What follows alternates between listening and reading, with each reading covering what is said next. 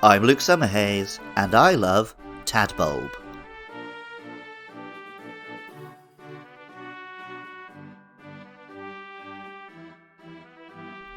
Electric lights come in many different shapes and sizes in the modern world, using various techniques to convert electrical energy into visible light.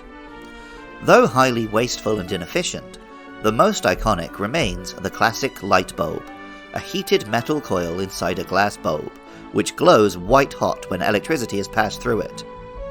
Commonly available since the 1920s, electric lights are symbolic of the modern world, representing a big and obvious leap from candlelight and then gaslight which came before. Often erroneously attributed to so-called inventor Thomas Edison, the light bulb was developed over a process of decades by a number of scientists and engineers.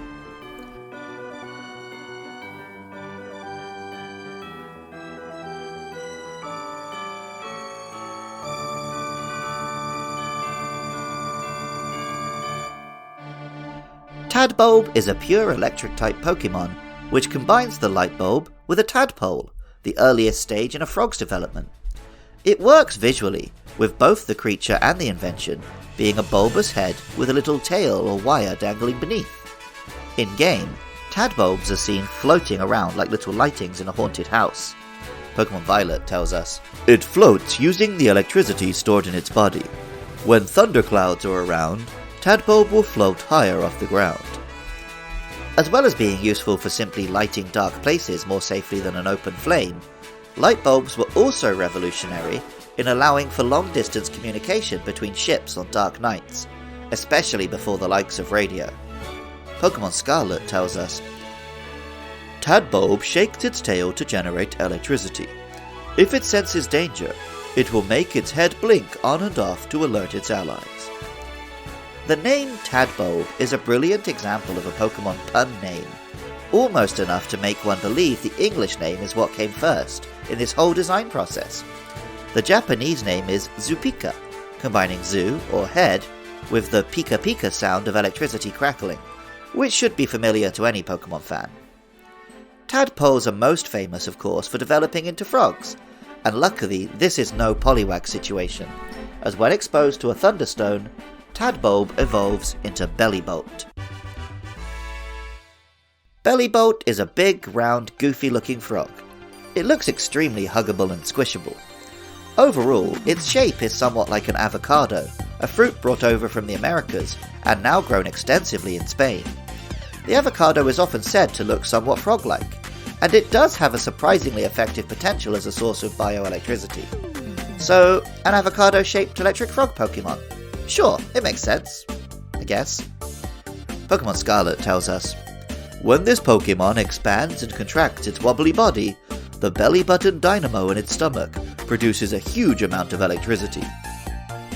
Bellibolt was first revealed in a trailer as the partner Pokemon of the streamer gym leader Iono. It's her signature Pokemon in battle, and I used one myself in my playthrough of Pokemon Violet. With the ability Electromorphosis, which boosts electric power after every time Bellibolt is hit by an attack, and a healthy amount of bulk, this Pokemon can take some damage and then dish it back out. Pokemon Violet tells us, "What appears to be eyeballs are actually organs for discharging the electricity generated by Bellibolt's belly button dynamo." There are a few real frog species with false eyes, but not on the scale of Bellibolt's big round peepers. In fact, the only comparison my brain is able to make is to the basilisks from Dark Souls and From's other titles, which had a similar big goofy eyes that aren't real thing, and were equally dangerous. The name, Bellibolt, obviously just combines the big jiggly belly with bolts of electricity. The Japanese name is Harabari, with Hara being belly and Bari being electrical crackling.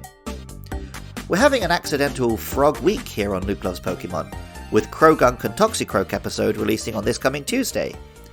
My mum's nickname for me has been Toad since before I was even born, and I do find the little critters cute. So yeah, Frog Week is all good in my book. Music for Luke Loves Pokemon is by Jonathan Cromie. Artwork for the show is by Katie Groves. Writing, producing, and editing is all by me, Luke Summerhays. And funding is provided by lovely listeners at patreon.com/podcastiopodcastius.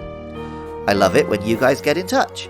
Hit me up on Twitter or Facebook at LukeLovesPKMN and let me know your thoughts about our next monsters, Wattrel and Maschiff, or share your love for any Pokemon. And on Friday nights at 8 PM UK time, you can join me at twitch.tv/LukeLovesPKMN for my Pokemon streams. And even if you don't feel like doing any of that, thank you so much just for listening. I love Tadbulb, and remember, I love you too.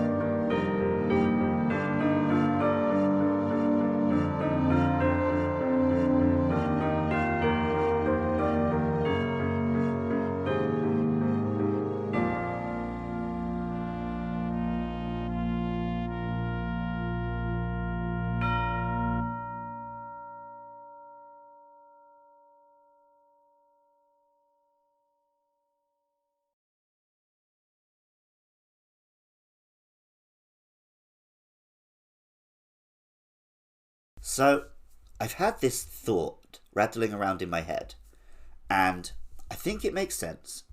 Maybe it's relevant. Pokemon Red and Dark Souls are basically the same game.